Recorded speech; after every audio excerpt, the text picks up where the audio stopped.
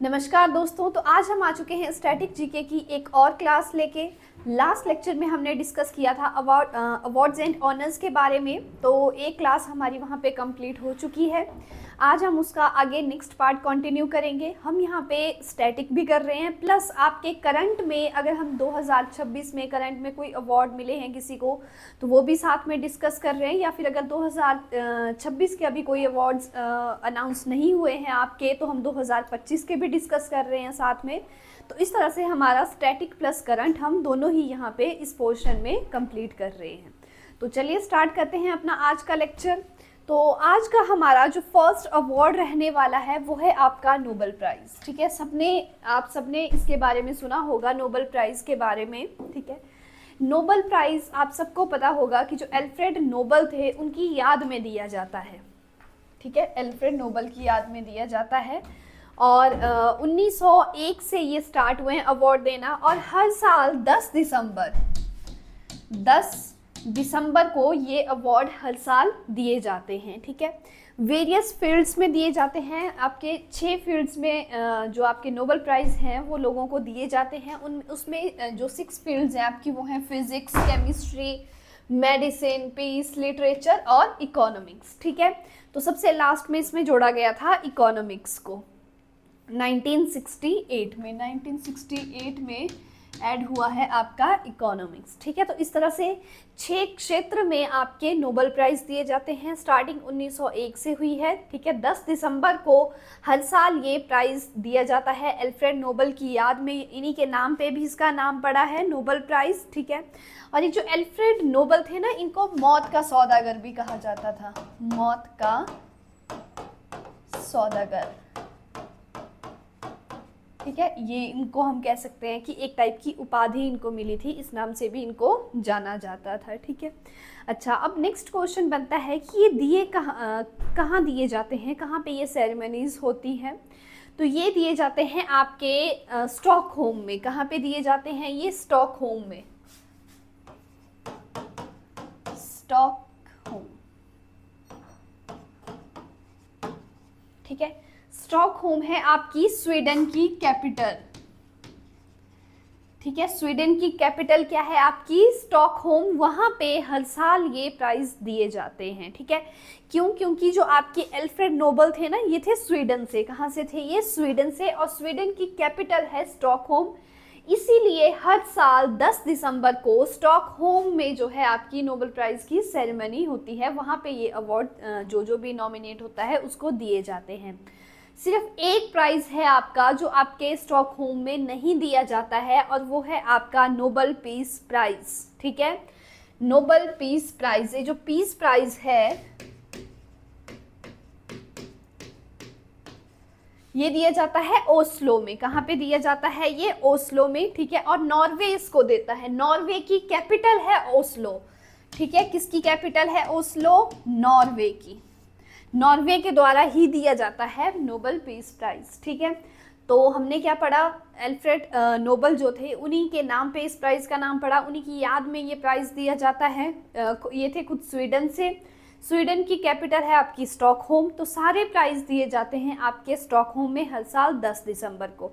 सिर्फ जो आपका नोबेल पीस प्राइज़ है वो दिया जाता है ओस्लो में। नॉर्वे देता है इसको, और नॉर्वे की कैपिटल है आपकी ओस्लो। ठीक है, तो पीस प्राइज़ जो नोबेल शांति पुरस्कार है वो कहाँ दिया जाता है? ओस्लो में दिया जाता है। ठीक है, तो ये थोड़ी सी इसकी हिस्ट्री थी। अच्छा, पहले क्या था कि ये मरणोपरांत नहीं दिए जाते थे। ठीक है, अगर कोई व्यक्ति किसी की डेथ हो गया उसके बाद उसको वो प्राइज़ नहीं दिया जाता था, पॉस्ट्यूमसली ये अवार्ड नहीं दिया जाता था किसी को।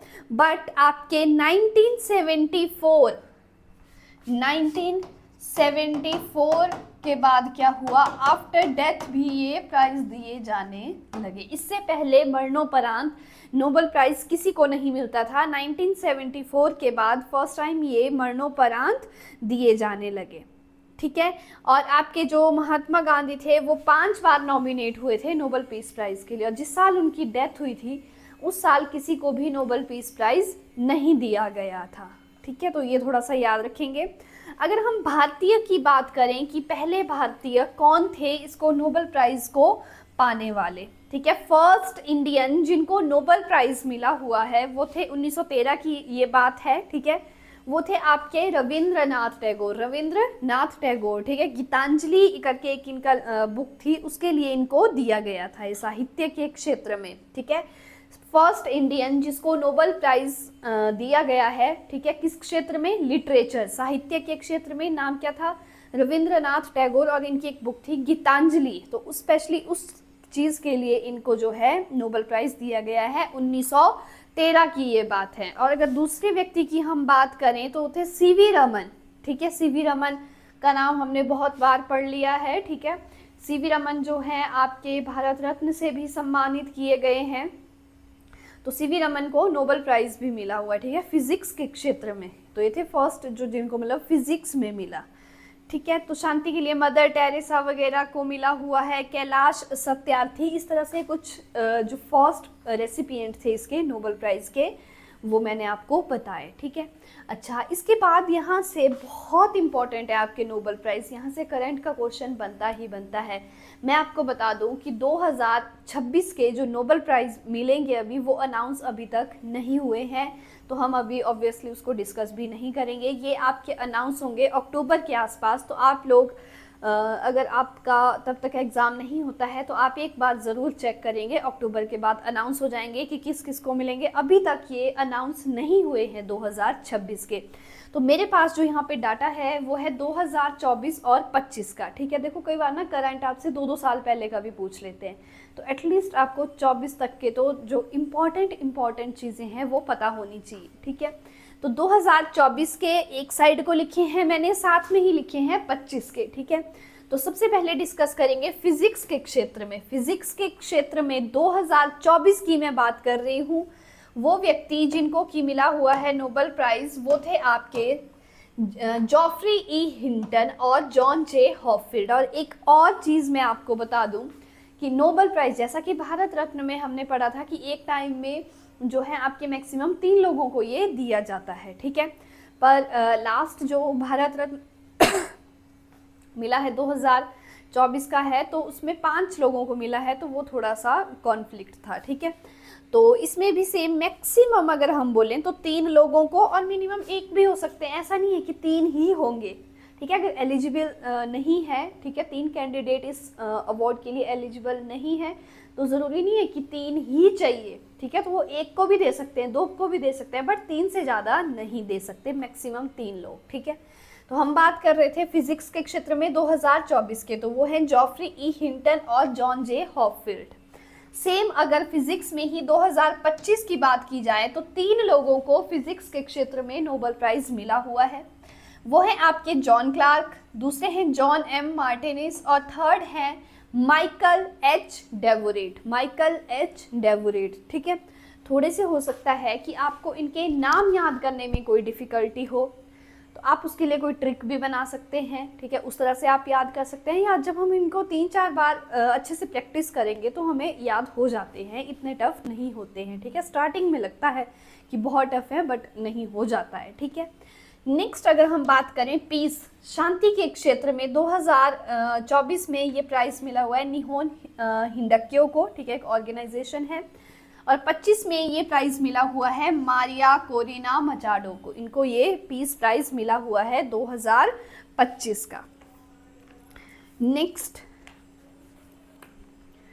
केमिस्ट्री के क्षेत्र में 2024 में मिला हुआ है David Baker, Demis Hassabis, John M Jumper, ठीक है। डेविड बेकर, डेमिस हेस्बिस और जॉन एम जम्पर, इन 3 लोगों को मिला हुआ है। 2025 की अगर बात करें तो वो हो जाएंगे आपके सुसुमु कितागावा, रिचर्ड रॉबसन और ओमर एम यागी। तो इन 3 लोगों को 24 में भी 3 थे और 25 में भी 3 लोग थे केमिस्ट्री के क्षेत्र में। नेक्स्ट अगर हम बात करें लिटरेचर, साहित्य की, 2024 में जिनको ये प्राइज़ मिला हुआ है वो थे हैंकेंग। और 2025 की अगर हम बात करें आपके लिटरेचर साहित्य की तो इनका नाम था लाज़्लो क्रास्ना होरकाई, ठीक है। तो इकोनॉमिक्स में 2024 में मिला हुआ है डेरिन एस्मोग्लू को, ठीक है, साइमन जॉनसन को, जेम्स रॉबिन्सन को। सेम 25 में अगर हम बात करें तो ये हो जाएंगे जोएल मोकीर, ठीक है, और फिलिप एगियोन और पीटर हॉविट। तो इन 3 लोगों को मिला हुआ है इकोनॉमिक्स के क्षेत्र में। लास्ट जो फील्ड है हमारी वो है मेडिसिन, ठीक है। मेडिसिन में 2024 में मिला हुआ है गैरी रुफकुन को और विक्टर एम्ब्रोज को। वही अगर हम बात करें आपके 2025 की तो ये हो जाएंगे मैरी ई ब्रुनकोव, ठीक है, ये अमेरिका से थे, मैरी ई ब्रुनकोव। दूसरे हैं फ्रेड रामस्टेल, ये भी अमेरिका से थे, और साइमन साकागुची, ठीक है, ये आपके जापान के थे। तो ये हमने देखे नोबेल प्राइज़, हमने स्टैटिक देखा, 2026 के अनाउंस नहीं हुए हैं, तो हमने 2024 और 25 के देखे कि किस किस को ये प्राइज़ मिले हुए हैं। और मैक्सिमम एक फील्ड की मैं बात कर रही हूँ, एक फील्ड में मैक्सिमम 3 लोगों को ये प्राइज़ एक टाइम पे मिल सकता है। चलिए बढ़ते हैं नेक्स्ट प्राइज़ की ओर अपने। तो नेक्स्ट जो हमारा अवार्ड है वो है दादा साहेब फाल्के अवार्ड, ठीक है। तो ये आपका दिया जाता है इंडियन सिनेमा के क्षेत्र में, ठीक है, हाईएस्ट अवार्ड है ये यहाँ का, ठीक है। तो इंडियन सिनेमा में ये दिया जाता है, फिल्म जगत का ये अवार्ड है। और ये जो अवार्ड है ये स्टार्ट हुए थे आपके 1969 से। कब से स्टार्ट हुए हैं? 1969 से। अगर हम इसके पहले प्राप्तकर्ता की बात करें, फर्स्ट रेसिपिएंट की, तो वो थी देविका रानी, ठीक है। जब ये स्टार्ट हुए थे जिस ईयर में, उसी ईयर में इनको मिला हुआ है ये जो है दादा साहेब फाल्के अवार्ड। 1969 में ही इनको मिला था देविका रानी को। अब अगर हम करंट की बात करें तो 2026 का अभी अनाउंस नहीं हुआ है, ठीक है। 2026 का ये वाला अवार्ड दादा साहेब फाल्के अवार्ड अभी अनाउंस नहीं हुआ है, तो हम डिस्कस करेंगे 2025, ठीक है। 25 क्या, हम 2024 का भी डिस्कस कर लेंगे, प्लस हम 2025 का भी डिस्कस करेंगे। तो 2024 में ये अवार्ड मिला हुआ है आपके मिथुन चक्रवर्ती को, सब जानते होंगे इनको, मिथुन चक्रवर्ती, ठीक है। सेम हम अगर बात करें 2025 की तो ये अवार्ड मिला हुआ है मोहन लाल को, मोहन लाल, ठीक है, इनको मिला हुआ है 2025 का। 24 का मिथुन चक्रवर्ती को, 2026 का अभी अनाउंस नहीं हुआ है। तो जब भी आप पढ़ोगे देखोगे वीडियो, ठीक है, एग्जाम के नियर, तो इसको एक बार चेक कर लेना कि 2026 का किसको मिला हुआ है। नेक्स्ट है ज्ञानपीठ अवार्ड, ठीक है, ये JNA है बट इसको प्रोनाउंस हम ज्ञानपीठ करते हैं। तो ज्ञानपीठ अवार्ड ये दिया जाता है बेसिकली इंडियन लिटरेचर, भारतीय साहित्य के क्षेत्र में, और ये दिया जाता है 22 भाषाओं के लिए, 22 भाषाओं में, ठीक है। तो ऐसा नहीं कि किसी एक पर्टिकुलर, जैसे ही इंग्लिश लिटरेचर हो गया, स्पेसिफिकली हिंदी हो गया, कन्नड़ है, कुछ भी नहीं। तो 22 अलग अलग लैंग्वेज के लिटरेचर के लिए ये वाला अवार्ड दिया जाता है, ठीक है। अगर हम इसके पहले प्राप्तकर्ता की बात करें, फर्स्ट रेसिपिएंट की, तो वो थे जी शंकर कुरूप। 1965 की ये बात है ज्ञानपीठ अवार्ड की, ठीक है। अच्छा, ज्ञानपीठ अगर हम बात करें आपके 2000 जो आपका 26 की अगर हम बात करें तो इस बार 2025 और 26 का कंबाइंड अवार्ड है ये, ठीक है। 2025 और 2026 दोनों ईयर के लिए दिया गया है, और ये दिया गया है आर वेरा मुथु को, आर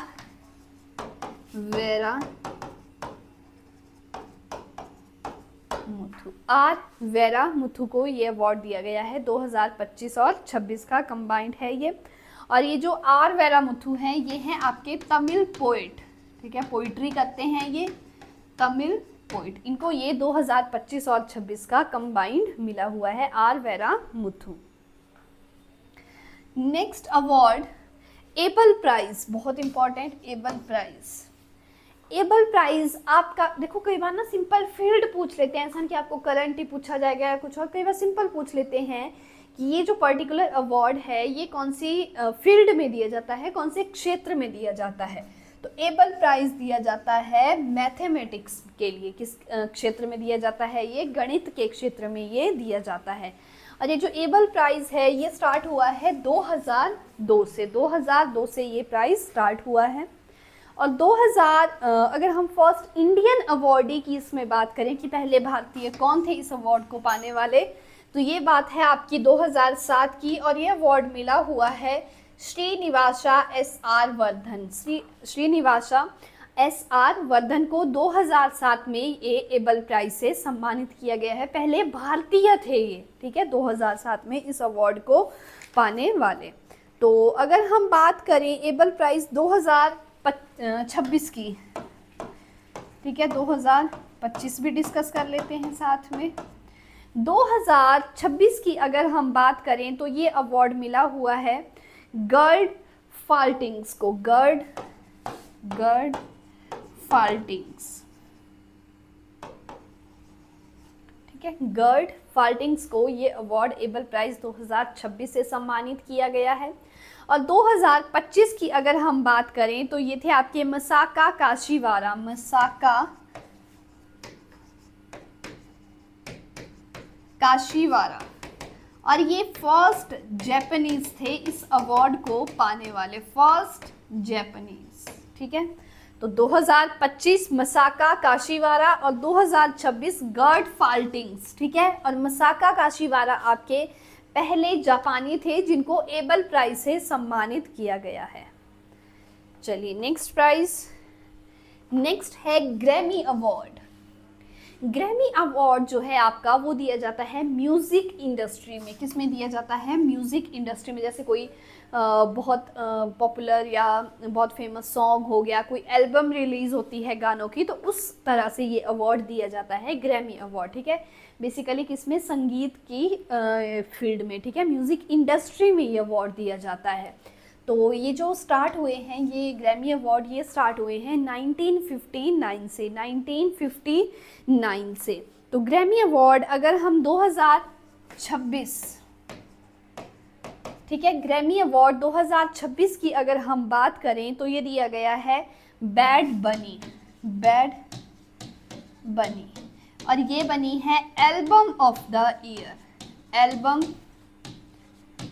ऑफ द ईयर, ठीक है। मैंने बोला था ना अभी कि जैसे ऐसा नहीं है कि पर्टिकुलर किसी जो है सिंगर है उसको दिया जाएगा, ठीक है। तो ये जैसे कोई एल्बम पूरी रिलीज़ होती है, ठीक है, तो उस तरह से ये अवार्ड दिया जाता है। तो उस एल्बम का नाम है बैड बनी, बैड बनी करके है। दूसरा सॉन्ग ऑफ द ईयर जो रहा है इसमें वो है बिली एलिश, बिली एलिश। तो ये है आपका सॉन्ग ऑफ द ईयर, ठीक है। तो ये हमने देखा ग्रैमी अवार्ड 2026 किस किस को ये मिला हुआ है, ठीक है।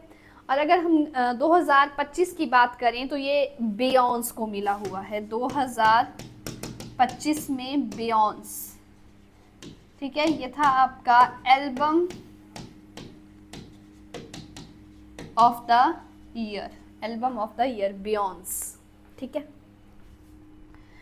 नेक्स्ट अवार्ड है प्रिट्जकर आर्किटेक्चर प्राइज। तो यह तो आपको नाम से ही पता लग गया होगा कि किस क्षेत्र में ये दिया जाता है, आर्किटेक्चर की फील्ड में ये दिया जाता है, ठीक है। ये सिंपल पेपर में किस तरह से पूछेंगे कि प्रिट्जकर अवार्ड किस क्षेत्र में दिया जाता है, इस तरह से वो पूरा नहीं लिखेंगे कि आर्किटेक्चर प्राइज। तो बेसिकली ये तो आपको पता लग गया कि किस फील्ड में दिया जाता है, ये आर्किटेक्चर की फील्ड में दिया जाता है प्रिट्जकर अवार्ड। और ये जो अवार्ड हैं ये स्टार्ट हुए थे आपके 1979 से। कब से स्टार्ट हुआ था? 1979 से स्टार्ट हुआ था आपका प्रिट्जकर अवार्ड। अगर हम बात करें 2026 की प्रिट्जकर अवार्ड 2026 में अवार्ड किसको मिला है, तो उनका नाम है स्मिल्जन रेडिक क्लार्क, स्मिल्जन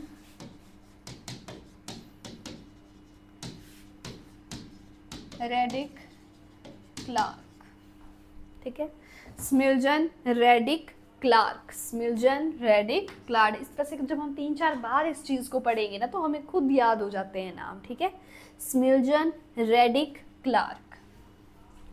नेक्स्ट अवार्ड है द्रोणाचार्य अवार्ड।